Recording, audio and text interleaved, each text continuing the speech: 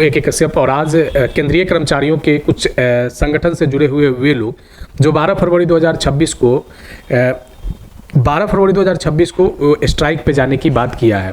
आखिर वे कर्मचारी क्यों जा रहे हैं स्ट्राइक पे और वे कौन से कर्मचारी हैं, किस फेडरेशन से जुड़े हुए हैं? क्या केंद्रीय कर्मचारियों का एक बहुत बड़ा समूह जो है वो 12 फरवरी को अपने वेतन आयोग को लेकर, अपने सैलरी में वृद्धि को लेकर, पेंशन में बदलाव को लेकर, DA/DR में 50% मर्ज को लेकर, क्या इन सभी बातों को लेकर केंद्र सरकार पर स्ट्राइक करके क्या एक दबाव बनाने की कोशिश की जा रही है?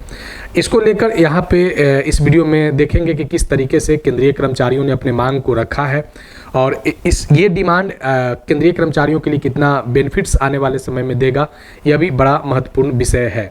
तो चलिए इस वीडियो को आप लास्ट तक जरूर देखिएगा। अगर आप सेंट्रल एम्प्लॉई हैं और पेंशनर्स हैं और अभी तक आपने मेरे चैनल को सब्सक्राइब नहीं किया तो जरूर सब्सक्राइब करके बेल आइकन को दबा दीजिएगा। वीडियो अच्छा लगेगा तो लाइक शेयर जरूर कीजिएगा। कोई सुझाव होगा तो कमेंट में लिखिएगा। देखिए यहाँ पे हुआ क्या है कि NCJCM स्टाफ साइट के सेक्रेटरी मिस्टर शिव गोपाल मिश्रा ने एक लेटर रिलीज किया था। उस लेटर में 25 फरवरी 2026 को दिल्ली में एक मीटिंग बुलाया गया था ताकि 8CPC को जितने कर्मचारियों की डिमांड है उसको 8वें वेतन आयोग के जो अध्यक्ष हैं उनके सामने सारे कर्मचारियों वाले प्रपोजल को रखा जाए। लेकिन उससे पहले ही यहाँ पे देखिए कि कर्मचारी संघ का एक संगठन है और उस संगठन के जो सेक्रेटरी जनरल हैं SB यादव, इन्होंने कैबिनेट सेक्रेटरी को, भारत सरकार के कैबिनेट सेक्रेटरी को एक लेटर लिखा है और उस लेटर में मेंशन किया गया है कि 12 फरवरी 2026 को जो ऑर्गेनाइजेशन है, organisation of the federation of the central government employ and workers, या एक दिन के हड़ताल की चर्चा इस लेटर में किया है कि 12 फरवरी 2026 को इनके संगठन से जुड़े हुए लोग जो अलग अलग विभागों में जो कार्यरत हैं वे लोग 12 फरवरी को स्ट्राइक करेंगे। आखिर मुद्दा क्या है, क्या इनकी डिमांड है, इनके डिमांड से कितने कर्मचारियों को बेनिफिट्स मिलेगा, ये भी एक बड़ा महत्वपूर्ण विषय है। 12 फरवरी की इस स्ट्राइक में कौन कौन सी बातों को रखा गया है, इसमें इन्होंने कुछ स्ट्राइक एक्शन इज इनक्लोज्ड करके इन्होंने यहाँ पे कुछ बातों को मेंशन किया है, जिसमें चैप्टर ऑफ डिमांड्स में इन्होंने 2 पार्ट में इस लेटर को लिखा था। तो चैप्टर ऑफ डिमांड्स जो है सो कर्मचारियों को डायरेक्ट बेनिफिट देने वाला है। तो देखेंगे कि ये जो कर्मचारी संघ है ये कौन कौन से मांग जो है वो कैबिनेट सेक्रेटरी के सामने रख के स्ट्राइक की बात को किया है।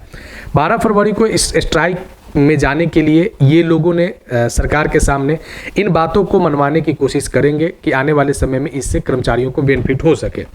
सबसे पहले यहाँ पे देखिए कि जो बातें किया गया है कि मर्ज 50% DA/DR विथ बेसिक पे, यानी अभी जो बेसिक पे जो अभी बढ़ के 1 जनवरी 2026 से 60% जो होगा, तो यहाँ पे पहले चर्चा किया गया कि जो 50% जहाँ पे जिस बेसिक और DA जहाँ पे 50% हुआ है वहाँ से ही बेसिक पे में या पेंशन में उस 50% को मर्ज कर दिया जाए। और 8CPC को लागू होने में अब भी 18 महीने से 24 महीने लग सकते हैं, संभावना है। तो तब तक ये बढ़कर चला जाएगा 10% और अतिरिक्त DA अगर बढ़ता है तो ये चला जाएगा 70%, यानी 50% बेसिक में मर्ज करने की बात किया जा रहा है और 20% जो बचा हुआ DA/DR जो होगा उस पे एक इन लोगों ने डिमांड किया है कि उस पे एक अंतरिम राहत दिया जाए। अब देखिए यहाँ पे एक और बात को मेंशन किया है कि ये जो 20% का जो अंतरिम राहत है ये 1/1/2026 से प्रभावी हो जाए, यानी जब 8वां वेतन आयोग आए तो उस समय 20% DA/DR से कर्मचारियों की बेनिफिट्स मिलना शुरू हो जाए। 1 जनवरी 2026 से ये अंतरिम रिलीफ की इन्होंने बात यहाँ पे किया है। अब देखिए एक बड़ा महत्वपूर्ण मांग यहाँ पे कह सकते हैं कि NPS UPS को रीस्टोर करने की यहाँ पे बात किया गया है। केंद्र में लगभग अभी 50 लाख सेंट्रल एम्प्लॉई हैं और 50 लाख में से लगभग बात करें तो 50% यहाँ पे जो एम्प्लॉई हैं NPS और UPS में 50% हैं और जितना NPS और UPS में है उतना ही लोग OPS में भी लगभग ये आंकड़ा है, यानी 50% का बराबर आंकड़ा है। तो यहाँ पे इसमें उन कर्मचारियों के लिए भी बात किया गया है जो NPS और UPS में है कि इन लोगों के लिए OPS जो है सभी कर्मचारियों के लिए रीस्टोर कर दिया जाए।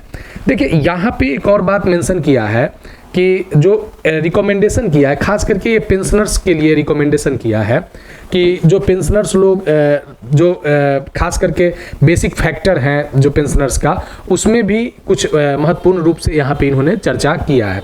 देखिए एक यहाँ पे 18 महीने के DA और DR जो रोका गया था कोविड के समय, तो वहाँ पे ये कोविड के समय जो DA/DR का जो एरियर है उससे भी संदर्भित इन्होंने यहाँ पे चर्चा किया है।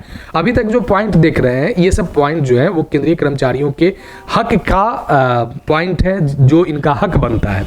इसके अलावा देखिए यहाँ पे इन्होंने चर्चा किया है कि जो अभी आप कम्यूटेड पार्ट पेंशन का जो 15 साल का रखे हुए हैं वो कम्यूटेड पार्ट पेंशन का 11 साल का होना चाहिए। उसके अलावा देखिए यहाँ पे 5% सीलिंग जो इम्पोज्ड किया जाता है, खास करके वे लोगों पर जो उनके अगर पिता या फादर अगर जॉब में है, अगर उनकी असामयिक निधन हो जाती है तो जो अनुकंपा के आधार पे जो 5% का सीलिंग जो बात किया जाता है उसको भी यहाँ पे रिमूव करने की बात किया गया है। अब देखिए यहाँ पे कुछ और बातें हैं जो आप देख सकते हैं जो कर्मचारियों से रिलेटेड है, एम्प्लॉय से रिलेटेड है, जिसमें चर्चा किया गया है यहाँ पे कि जो JCM मैकेनिज्म के तहत जो कर्मचारी संघ है उन्हीं लोगों को ही मान्यता दिया जाए।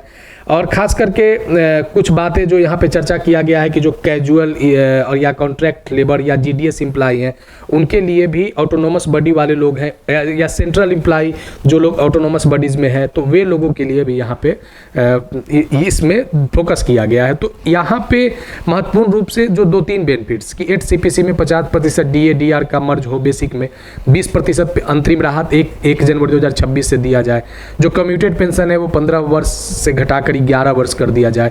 तो यहाँ ये बातें जो हैं 12 फरवरी को लेकर इसी चीज़ को लेकर ये फेडरेशन से रिलेटेड लोग 12 फरवरी 2026 को ये लोग स्ट्राइक पे जाएंगे, जिसको लेकर इन्होंने कैबिनेट सेक्रेटरी को लेटर लिख दिया है। आने वाले समय में इसका क्या प्रेशर बनता है सरकार पे, ये एक बड़ा महत्वपूर्ण विषय होगा। अगर इससे संबंधित कुछ और बातें निकल कर आएंगे तो जरूर हम चर्चा में लाएंगे। अगर अभी आप नए जुड़े हैं, मेरे चैनल को सब्सक्राइब नहीं किया तो जरूर सब्सक्राइब करके बेल आइकन को दबा दीजिएगा। वीडियो अच्छा लगेगा तो लाइक शेयर जरूर कीजिएगा। अगर कोई सुझाव होगा तो आप कमेंट में लिखिएगा। मिलेंगे आगे नेक्स्ट वीडियो नेक्स्ट टॉपिक में। धन्यवाद।